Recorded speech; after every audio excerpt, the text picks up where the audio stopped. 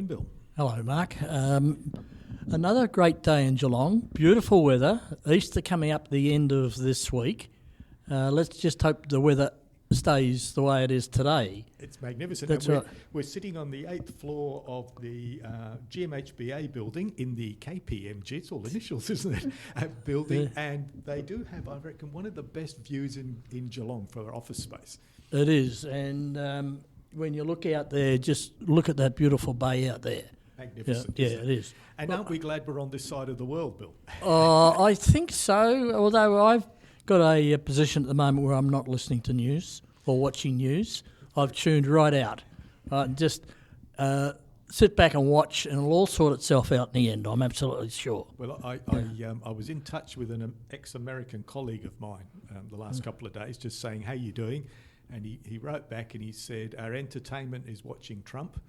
We're afraid to travel anywhere because we've been told Americans are hated across the world. So, oh, well, here we are. We're in a safe haven. It's called Geelong. It is. And so to Mark, today our guest is? Claire Richards. Yes. Claire is, and I'll get the title right, is the partner at KPMG for risk consulting. Claire's nodding vigorously. So welcome, Claire. Thank you very much. I've got down risk, compliance and enterprise. It is. It's very broad, right. Isn't it? It depends on your definition of risk consulting, I guess, Good. but I can certainly share some of that with you today. Fantastic. So we always ask people, Claire, where they went to primary school. So where did you go? Oh, I'm a Geelong girl through and through. So I had two primary schools, actually. I started at Oberon South Primary School. I grew up in Belmont in my very early years of primary school, and then when my parents shifted across to Highton, moved to Bel Air Primary School. So a state primary school girl through and through. And high school? Belmont High School. High. So well, there we school. go. We've had quite a few people who've come from that area of Geelong and went to Belmont High School. And churned out some really good people. It's one of the better schools in Geelong. There's no doubt about that, very, very for good. sure. Yeah. So while you were at high school, did you have any jobs? I did. I was in the retail sector. So I started at Kmart. Everybody does. In their ladies' wear and jewellery, which I got to do a lot of changing batteries in watches, which they don't do anymore, and then shifted across to Harris Scarf when they opened here in Market Square. Oh, right, okay. Well, Mark, I just walked through Market Square, right, and I went into Harris Scarf. Were you the only one in there? I think there was one. No, sorry, there were two security guards. Okay. Right, so at least there were three of us in there. Right, but it's a... Anyway, we'll talk about that in another podcast. Yes. So while you were at high school, did you have any idea, vision? What did you want to do? Not really. I think a lot of my values and principles came through the history of my family. My dad at that point in time was CFO of Alcoa Point Henry. Oh, right. Yes, and so I think a lot of the learnings or even inspirations of where I wanted to go and what I wanted to do with my life came from a lot of that pathway. I did a lot of work experience out there, and I think Dad's idea of where I would head would be the next CFO of Alcoa Point Henry. But what a changing landscape Geelong has been. Well, Claire, as we look out this window and look over to Point Henry, I'm sorry, there's nothing there anymore. Right? Yeah. So where did you go? Finish high school? Where did your path then take you? Finish high school, the natural path for me, I was not a sciencey person. I was more of a accounting, economics type of person. Correct. Yes, coming through and through from there. And so, wanted to stay in the Geelong region, I guess, and headed into Deakin University, into their Bachelor of Commerce. And yeah, really loved it. Really loved the uni life. Really loved what Deakin has to offer in that regard. So fantastic. And your first real job, so to say? My first real job. Well, here's the shift into my career, I guess. So WHK, which is now Crowe Horwath, which is a local firm here in Geelong, was way back when I was at uni establishing a Melbourne office. And so I had the opportunity there through I was very wanting to get into a career very early in my university life, and so I actually approached Crow Hall with my CV at that time, just said, I'll take any opportunity, whatever it is, I'll just do it. And they actually offered me that opportunity to say, well, if you're willing to relocate, we're actually looking to open a Melbourne office. And we're looking for a whole breadth and depth of team members, including pre-graduate, I guess, at that point in time. So, yeah, that was my first real job. No, I had no idea. It was literally just like, what are the accounting, economics type firms around here in Geelong? And I'll just go and talk to all of them and see who will hopefully give me a job. So. Claire, was that Day Nielsen, I recall? Yes, that's the one. Right. That is, it's WHK Day Nielsen. My father, when he had his business down there, used them.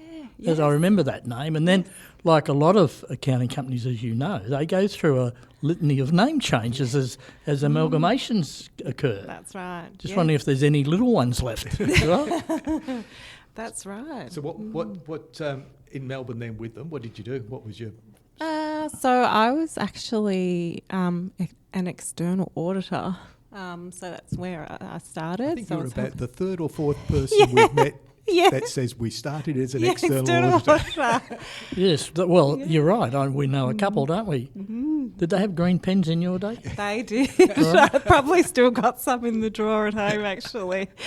But what that journey led me to was a shift into experiencing a whole new realm of tertiary life, life up the highway in the big smoke, living in the big smoke, and trying to balance all of that at the same time as full-time work. So I actually shifted to Deakin University Burwood campus, off campus. Yep.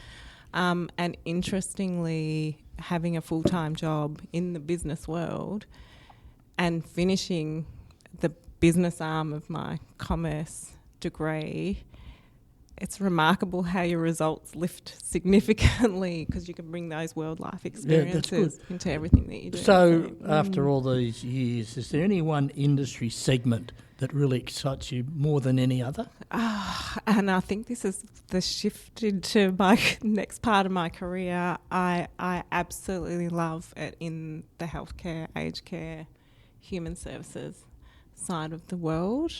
That's where I shifted into my client base. That's where I shifted into organisations working in that space where I could see the value in terms of the outcomes and advice that I was providing. Because you've done a bit of work in aged care, I noticed. Yes, yeah. And so how that came about is I transitioned across to KPMG and in external audit, and I was trying to work through, okay, I'm not sure if this is where I could add the most value. I know that there's financial statements, but what do the numbers actually mean? What do the numbers mean in terms of business sustainability? And an opportunity came through in the consulting side of KPMG to say, we're looking for someone who's had external audit experience but is looking to shift and change into their thinking. And it's in the healthcare sector. Yeah, we're looking to open an advisory arm in the healthcare sector. And I was like, I don't have any clinical experience whatsoever, but gosh, I would love the opportunity. So. And you got it? Yeah, and I got it. And so that was which Melbourne is fantastic. Based still? It was Melbourne based. Yep. It was in the risk advisory part of the KPMG business, and it was an underserviced market. Again, there was a lot of growth and change happening in the healthcare, aged care sector, and it was something to go, I know nothing about it, but I'm willing to learn and I'm willing to make a difference to those organisations. Is that mainly private clients or state clients as well? I think it's a mixture of many. I tend to focus on the not-for-profit side of the sector. That's where many organisations operate, and I think that's where a lot of the business community, even in Geelong region itself. Have you got any opinion on aged care as it applies to the Geelong region? Because it's obviously going to grow and grow with the ageing population. And you always read negative press about aged care. You got any take on what's happening in our region generally in aged care? I mean, it's a huge regulatory change for any provider that operates in the sector. I think where the government is heading with that regulatory change is to say our aged community would prefer to be aged at home. And so when you see a lot of the shift in aged care, even the policy settings, even the standards of care settings, it's really shifting, even the funding settings, it's really shifting to how do we provide a lot of the services that we used to provide in a residential aged care setting into the home setting, and what does that mean in terms of the aged experience they get in a home life. So I think we've got some really great organisations here. Giovanna is CEO of one of the best home care providers of a Geelong business that I've been part of in interviewing as well. So we interviewed Giovanni on some time back. Yeah, quite a while ago. What's his new company name now? I can't remember it. But no, he has set a benchmark. There's no doubt. It was Home Instead. Yeah, that's right. He's rebranded. I'm not sure. It'll come to me. Yeah, it will. As I say, it's with aged care, it's a bit like NDIS. It's sometimes you think it's a monster that's just getting away from everything, and it all comes back to funding. And even the medical profession is focusing. I have a friend who started Doctor in the Home out of Cabrini in Melbourne, and he's now moved down the coast. And what they talk about him is how many home visits he does. And this is part of people wanting to live at home. Yeah, that's what it is. It absolutely is. And you see a lot of the aged care providers now shifting the landscape into what they provide.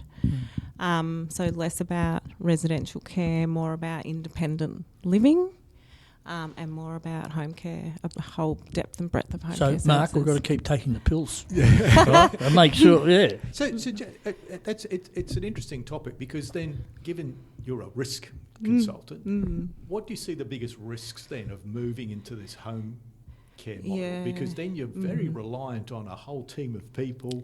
You can't just walk down a corridor and see what's happening. Yeah. So I think there's many different risks that can be are facing aged care provider land in that space at the moment. It's a service that's provided alone, and I think that's one of the biggest risks and challenges that any aged care provider would face, is how do you safeguard the provider, the provider who's providing the service, but also how do you safeguard those who they're caring for, and what are some of the things that could be at risk where that safeguard is compromised. And so I think that's the biggest change, where you never saw that in a residential care setting, because it was a larger workforce. Mark, I met Liz in a nursing home. She wasn't a patient, but a nurse. And now let's change tack, because you're recently been the instigator of a major business survey or business review, but you can explain it better than anybody.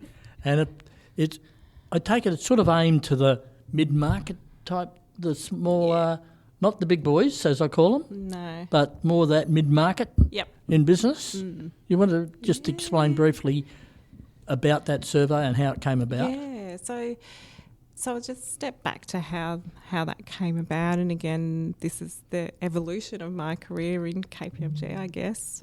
Being a Geelong girl through and through, an opportunity came up to say, hey, how would you love to work where you live? And it'd be, that would be absolutely fantastic. Were you? I was so on the commuting journey. So that was the first part of it. The second part of it was to say, well, what does the risk consulting landscape look like in the Geelong region. And when we worked through that, it's like, well, Geelong has so evolved in terms of the businesses that are here driving our economy. It's a much more diverse, small to medium-sized enterprise business economy now that drives our economy compared to what it was 10, 15 years ago. So yes, we do have some big player government entities in our region here, but the predominant side of it is our small to medium-sized businesses.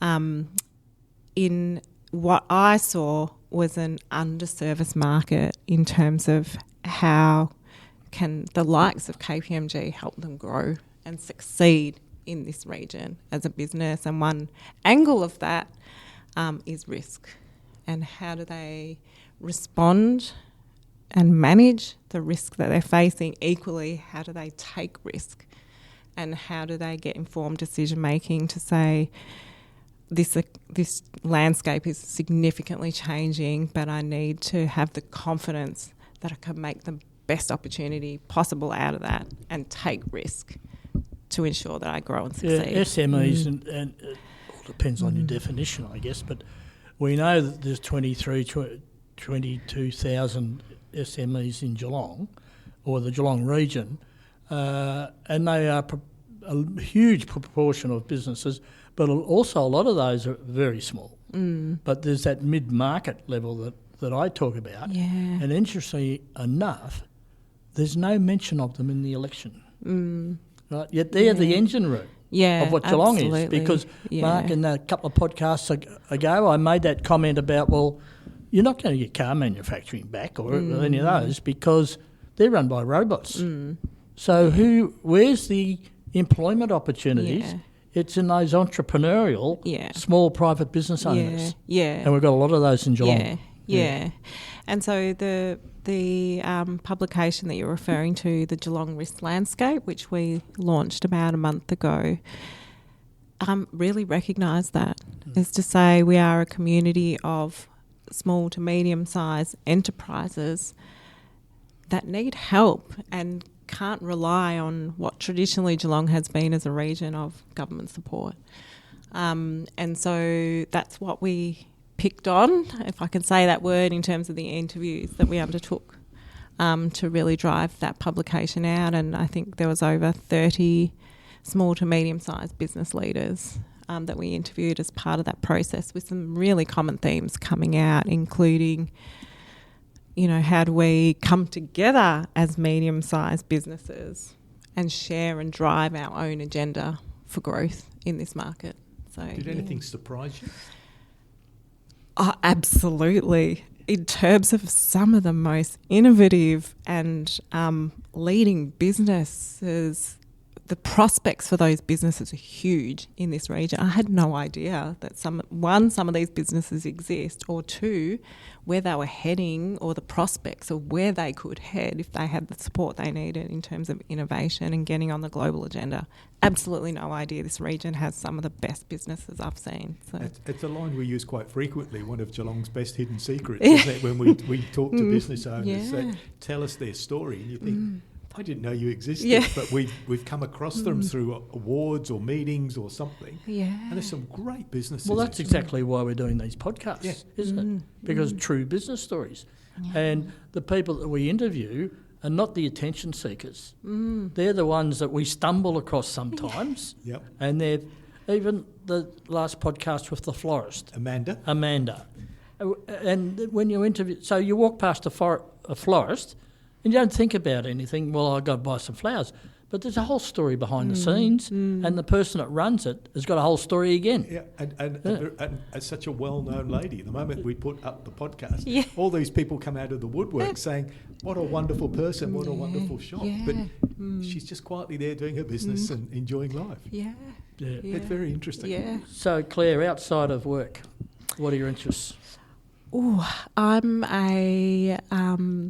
love my family person. I have two wonderful girls, and one of them's going through year 12 at the moment. So, and has she got any ideas what she wants? She wants to head into medicine. So here's the healthcare scene coming through and through. That's good. She's obviously heard you talking about health.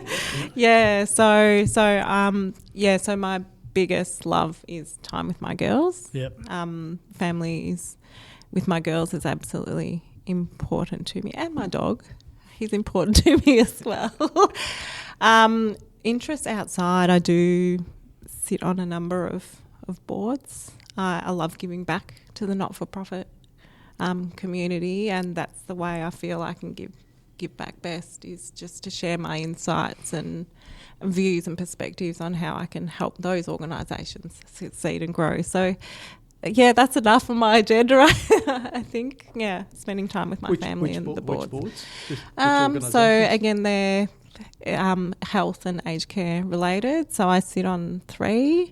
I sit on Continence Health Australia, which is an amazing peak body organisation, really driving research and education into incontinence across the country. Never heard of them. And no people, what am I saying? Not many people understand the repercussions of that issue. No. And I'm a prostate cancer survivor, so I do know something about part of that. But it's just amazing. It's it's everywhere. Yeah. But besides that, also tell us about Ronald McDonald House. Oh yes, so I love sitting on there.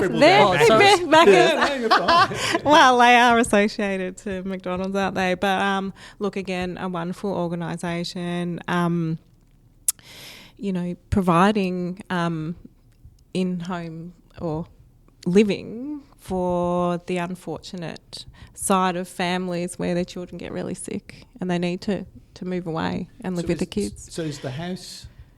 I always think Ronald McDonald as being house, different houses, so that's still the drive? Yeah, so I sit on the VicTas board, so we've got a house in Tasmania, a few houses in Victoria, but we also provide retreat rooms in hospitals themselves, and many opportunities for families with sick kids as well. So we recently hosted a family day down at Adventure Park, which was an amazing day. So it's all things to do with giving families with sick kids the best experience they can possibly have while their child is sick. So, and how does Ronald McDonald House raise their funds then? Is that through McDonald's? Is that when they do their days?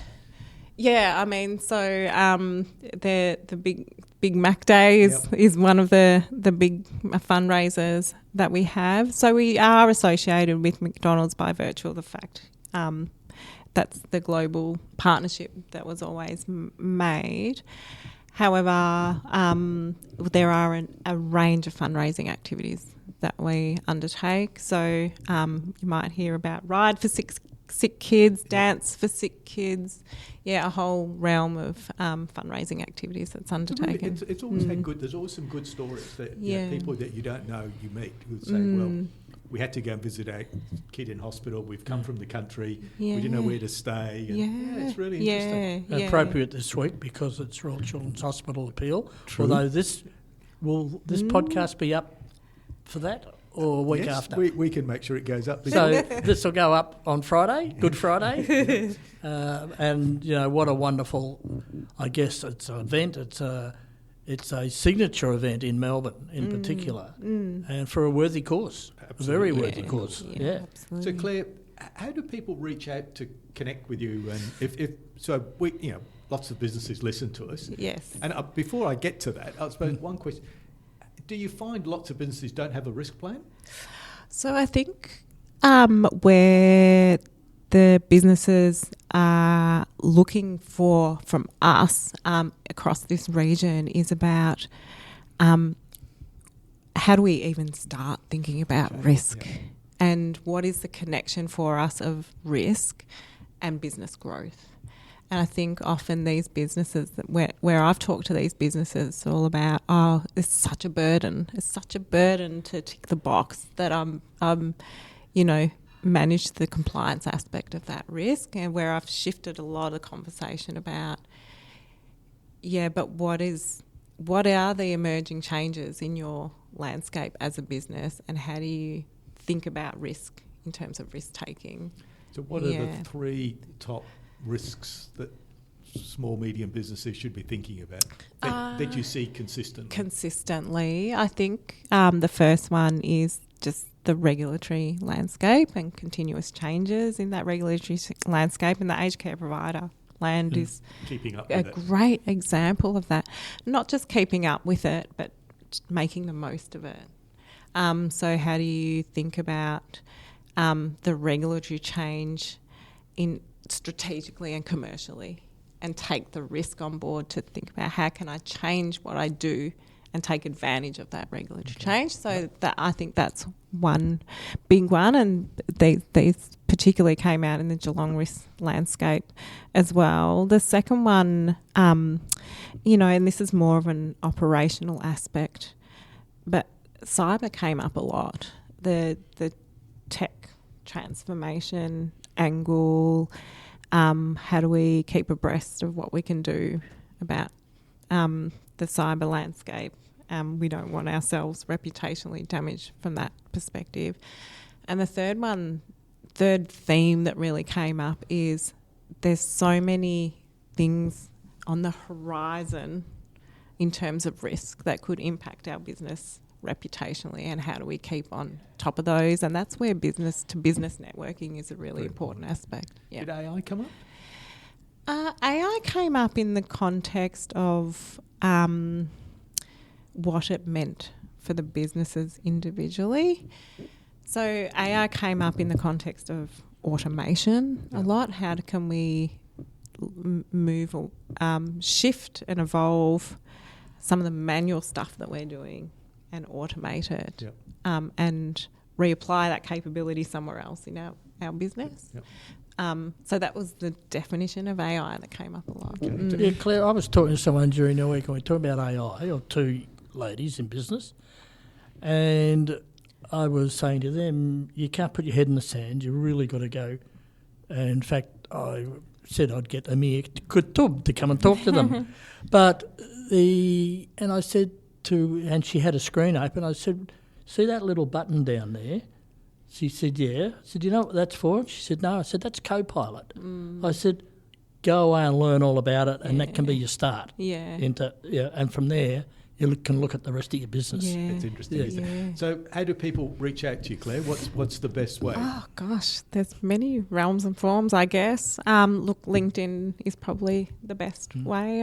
Across that a fair bit, but I'm reachable just by ringing KPMG Geelong as well. The website? Yes, there's a website for KPMG Geelong, and so my details are on there. There is also my details in the Geelong Risk Landscape Thought Leadership piece as well, so you can absolutely have a look at that and reach out. And the paper on risk is on the KPMG website? Yes, and it's also on my LinkedIn site. Fantastic. Well, so brilliant. Thank you, Claire. Thank you, Claire. It was a really good discussion. And it was worth coming here just to see the view.